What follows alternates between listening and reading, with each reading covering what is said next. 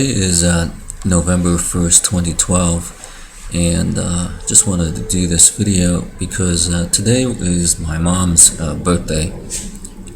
She passed away at the age of about 83 in September of 2009, and then my dad passed away actually less than a year later in August of 2010. But I just wanted to put together this video to just make the point that my parents, my mom was from Ecuador. She had moved to the United States in the late 50s, and my dad was Puerto Rican. He moved to the mainland also in the late 50s, and they met in New York and Brooklyn, and the rest, as they say, is history.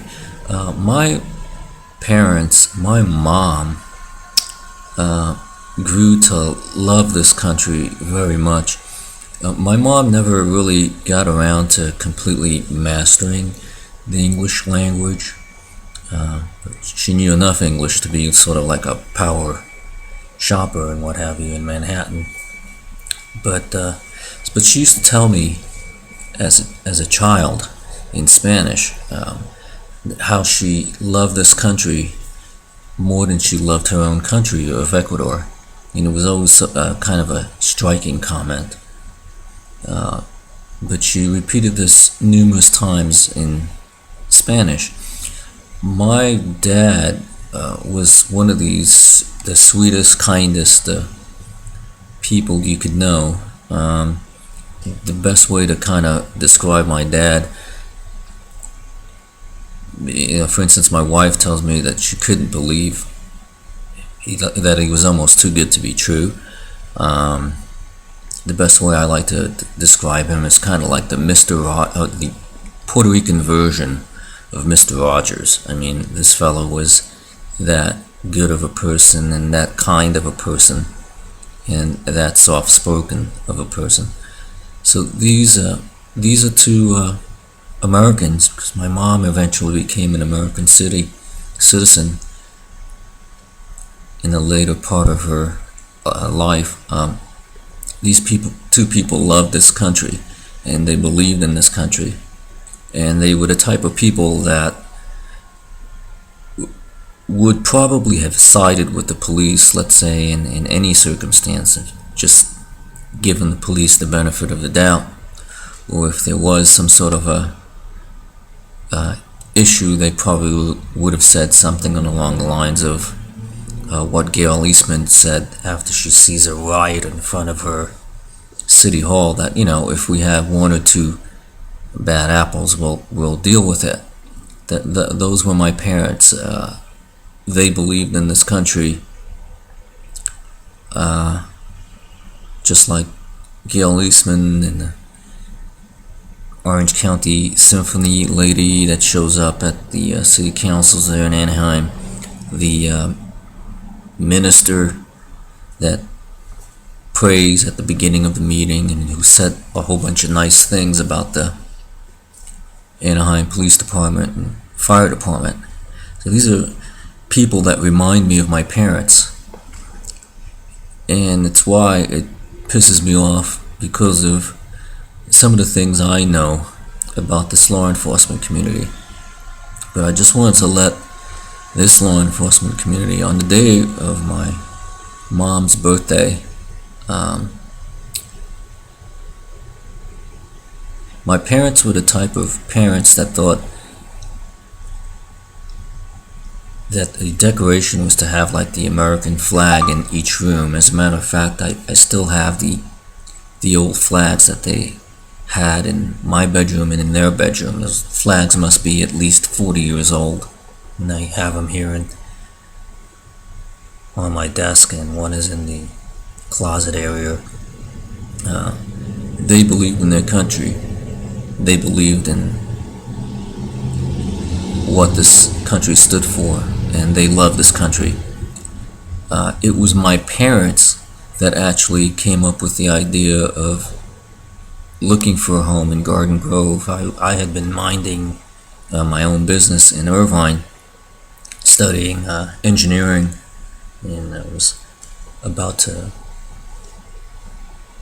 go to continue my studies in Cal State Long Beach when my parents got the idea of purchasing a home, and we purchased this home here in Garden Grove in 1988.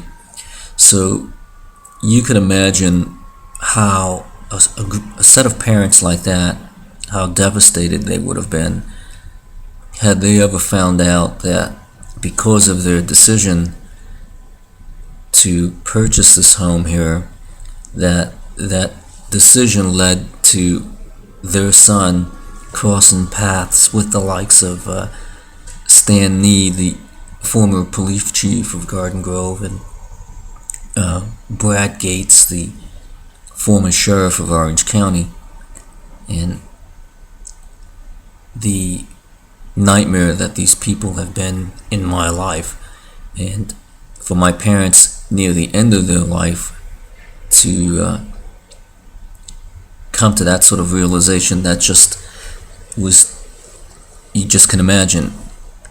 And so I wanted to mention that one of the reasons, or two I guess you could say, of the several reasons why I put up with these gentlemen's garbage for so long is in order to protect my parents, in order to keep them from having the sort of moment you saw at the Anaheim City Council with this Genevieve Weisar and Teresa Smith, and the pain and anguish that they've endured because of their tragedies with their son. I just couldn't imagine my parents putting my parents through something like that. I had never given my parents any sort of trouble in the past, and the idea that they would have to bear this sort of pain, and again knowing that they had been the ones that chose to move here to Garden Grove, was just too unbearable.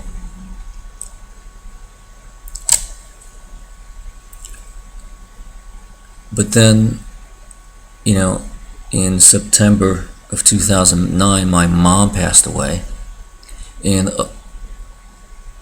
a bunch of the fear that this law enforcement community had ingrained in me started disappearing.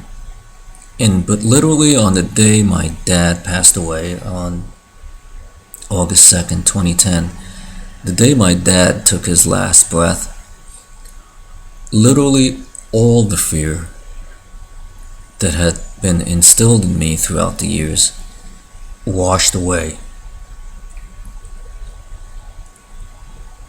And the only thing that's remains is a desire for justice.